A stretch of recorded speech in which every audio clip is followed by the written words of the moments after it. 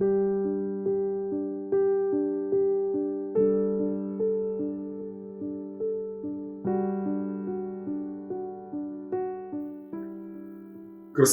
വാത്സല്യമുള്ളവരെ, ആണ്ടുവട്ടം 6-ാം ഞായർ ദിവ്യബലി മധ്യേ നമുക്ക് ലഭിക്കുന്ന സുവിശേഷ ഭാഗം ലൂക്ക 6-ാം അധ്യായം 17-ാം വാക്യവും 20 മുതൽ 26 വരെയുള്ള വാക്യങ്ങളുമാണ്. ഈ വചനഭാഗത്തിന്റെ ഒരു ലഘു വ്യാഖ്യാനം നൽകാൻ ശ്രമിക്കുകയാണ്. സമതല പ്രസംഗത്തിലെ ആരംഭമാണ് ഈ സുവിശേഷ ഭാഗം. മത്തായി സുവിശേഷകൻ വിവരിക്കുന്ന യേശുവിന്റെ 5 പ്രസംഗങ്ങളിൽ ആദ്യത്തേതിന് സമാന്തരമായാണ് ലൂക്ക സുവിശേഷകൻ 6-ാം അധ്യായം 17 മുതൽ 49 വരെയുള്ള വാക്യങ്ങളിൽ നൽകുന്ന യേശുവിന്റെ ഒരു പ്രഭാഷണം. പ്രസ്തുത പ്രഭാഷണത്തിന് മത്തായി ഒരുക്കുന്ന പശ്ചാത്തലം മലയാണെങ്കിൽ ലൂക്കായുടേത് സമതലമാണ്. മലമുകളിൽ വച്ച് യേശു തന്റെ 12 ശിഷ്യരെ തെരഞ്ഞെടുത്തതിനു ശേഷം താഴേക്ക് ഇറങ്ങി സമതലത്തിൽ എത്തുമ്പോൾ യേശുവിനെ ശ്രവിക്കാൻ ഒരു പറ്റം ജനങ്ങൾ അവിടെ എത്തിച്ചേരുന്നു. യേശുവിന്റെ ശ്രോതാക്കളായി സമതലത്തിൽ സന്നിഹിതരായിരുന്നത് 3 സംഘം ആളുകളായിരുന്നു. ഒന്ന്, യേശു തിരഞ്ഞെടുത്ത 12 ശിഷ്യർ. മറ്റ് ശിഷ്യരുടെ വലിയൊരു സംഘം. 3, യൂദയ, ജെറുസലേം, ടൈർ, സീദോൻ തുടങ്ങിയ വിജാതീയ ദേശങ്ങളിൽ നിന്നെത്തിയ ജനങ്ങൾ. യഹൂദരല്ലാത്തവർക്കും യേശുവിലൂടെ സാധ്യമാകുന്ന രക്ഷയുടെ സാർവത്രിക തലമാണ് ഈ 3 കൂട്ടം ശ്രോതാക്കളും പ്രതിനിധാനം ചെയ്യുന്നത്. പ്രസംഗവേദിയും, അതായത് സമതലം, ശ്രോതാക്കളും, നേരത്തെ പറഞ്ഞ 3 കൂട്ടം ആളുകളും സജ്ജമാക്കിയതിനു ശേഷം യേശു തന്റെ പ്രഭാഷണം ആരംഭിക്കുകയാണ്. പ്രസംഗത്തിന്റെ ആദ്യ ഭാഗത്ത് ഇന്നത്തെ സുവിശേഷം 4 ഭാഗ്യങ്ങൾ ഉൾക്കൊള്ളുന്നു. മത്തായി 9 ഭാഗ്യങ്ങൾ വിവരിക്കുന്നുണ്ട്.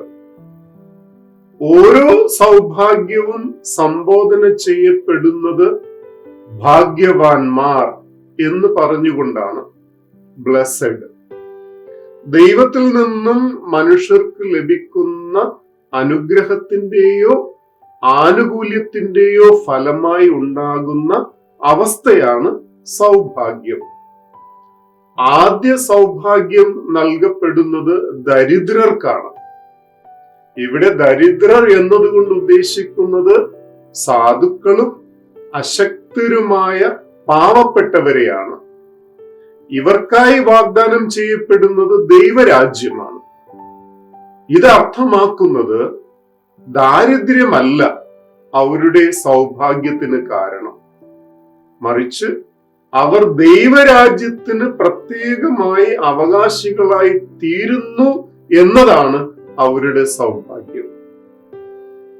ദരിദ്രർ അനുഭവിച്ചു പോകുന്ന വിശപ്പിൽ നിന്നുള്ള വിടുതലാണ് രണ്ടാമത്തെ സൗഭാഗ്യത്തിലൂടെ നൽകപ്പെടുന്നത്.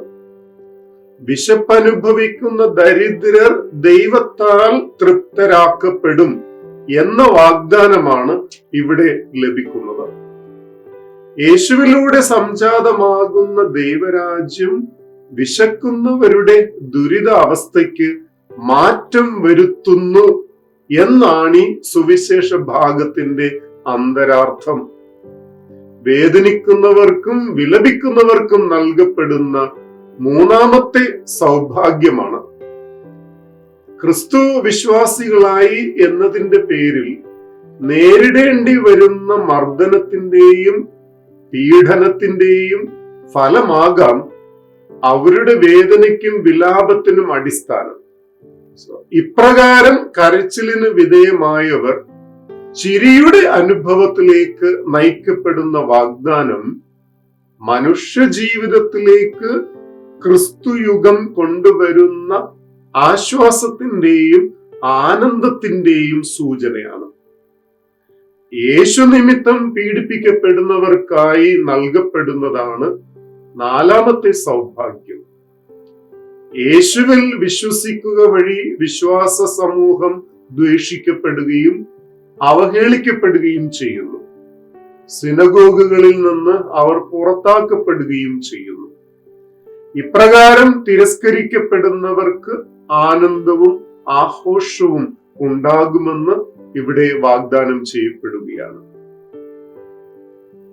സമതല പ്രസംഗത്തിന്റെ രണ്ടാം ഭാഗം 4 ദുരിതങ്ങൾ ഉൾക്കൊള്ളുകയാണ്.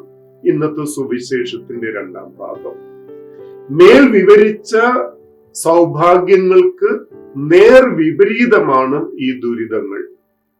യേശു വിഭാവന ചെയ്യുന്ന ദൈവരാജ്യത്തിന് പുറത്ത് നിർത്തപ്പെടുന്നവരോടുള്ള ആഭിമുഖ്യമില്ലായ്മയാണ് ദുരിതങ്ങൾ പ്രതിനിധാനം ചെയ്യുന്നത്, അല്ലെങ്കിൽ പ്രതിധ്വനിപ്പിക്കുന്നത്.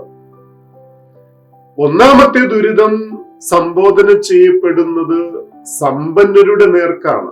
സമ്പന്നരെ സംബന്ധിച്ചിടത്തോളം അവരുടെ സമൃദ്ധിയിൽ അവർ ആശ്വാസം നേടിക്കഴിഞ്ഞു. ദീർഘവീക്ഷണമില്ലായ്മയാൽ വർത്തമാനകാലത്തിന്റെ നൈമിഷിക സുലലോലുപതകളിൽ അവർ രമിക്കുകയാണ്. അതുകൊണ്ട് ദൈവികമായ സമാശ്വാസത്തിനോ അനുഗ്രഹങ്ങൾക്കോ അവർ അർഹരല്ല. രണ്ടാമത്തെ ദുരിതം കാത്തിരിക്കുന്നത് ഇപ്പോൾ സംതൃപ്തരായി കഴിയുന്നവരുടെ നേരെയാണ്.